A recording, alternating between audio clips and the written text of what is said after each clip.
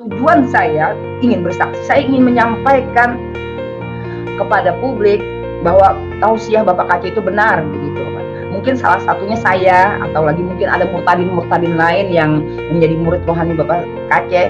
Jadi saya ingin cepat-cepat, saya ingin mendeklarasikan bahwa saya salah satu orang yang bertobat karena penginjilan Bapak Muhammad Kace itu.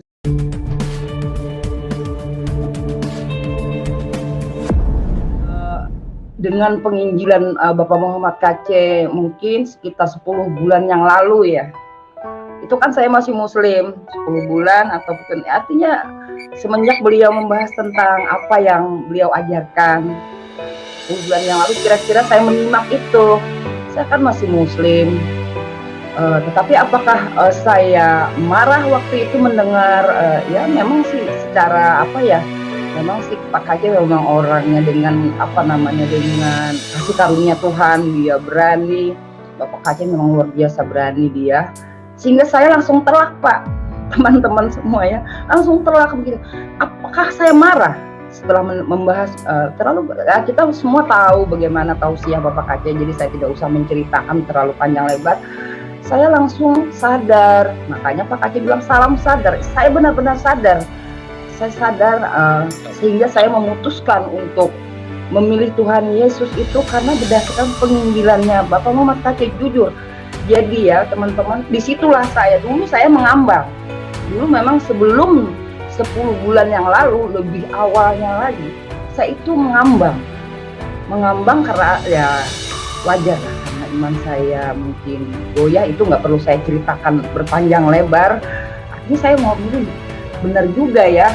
Setelah saya intip-intip itu ajaran Tuhan Yesus, dulu penasaran juga ini ajaran Tuhan seperti apa, kok dihina-hina.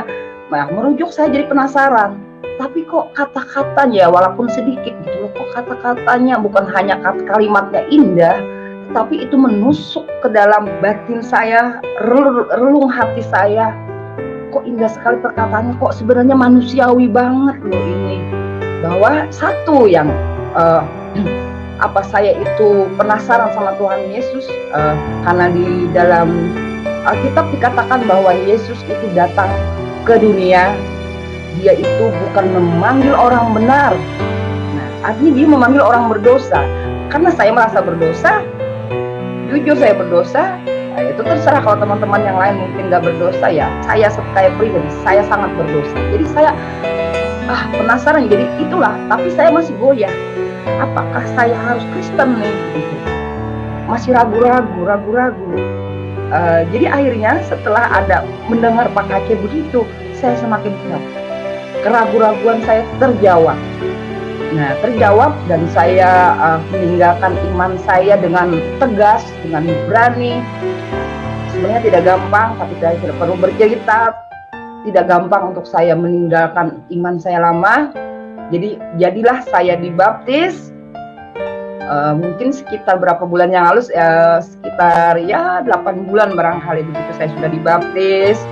Dan luar biasa Bapak Kace, luar biasa. Itulah kalau menurut saya pribadi saya tidak tersinggung waktu itu, karena saya dulu waktu itu muslim, itu aja, tidak tersinggung, malah saya sangat terberkati. Bagaimana terberkatinya saya? Apakah nanti boleh teman-teman tanya lagi di pertengahan mungkin, apa sih mungkin dampaknya dari Ibu Rosa, kenapa Ibu Rosa kok sedemikian banget berterima kasih dengan Bapak Kace.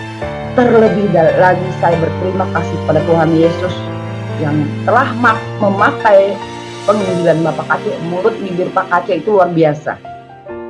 Mungkin hanya mulutnya, tapi dia diurapi Roh Kudus untuk menyadarkan saya. Makanya salam sadar motonya Pak Kace itu luar biasa. Saya contohnya, jadi saya dulu, saya bersaksi memang terlalu dini teman-teman waktu itu. Ya, tapi tidak apa-apa. Karena bukan saya yang ingin bersaksi di YouTube, saya juga bingung. Nggak tahu ya, mengalir aja kok. Saya diajakin, ada teman-teman mengajakin mau bersaksi. Padahal saya hanya, setengah bulan dibaptis. Setelah dibaptis setengah bulan, 2 kali ibadah, saya sudah diajak bersaksi. Ya ala kadarnya lah, saya juga bingung mau berkata apa, tapi ya mengalir aja. Disitulah disitulah mungkin saya banyak kekurangan, dan sekarang pun mungkin juga masih ada kekurangan. Nah, lebih kurangnya nanti biarlah saya minta bimbing sama teman-teman di sini. Kalau saya kurang, saya tidak marah, saya membuka hati.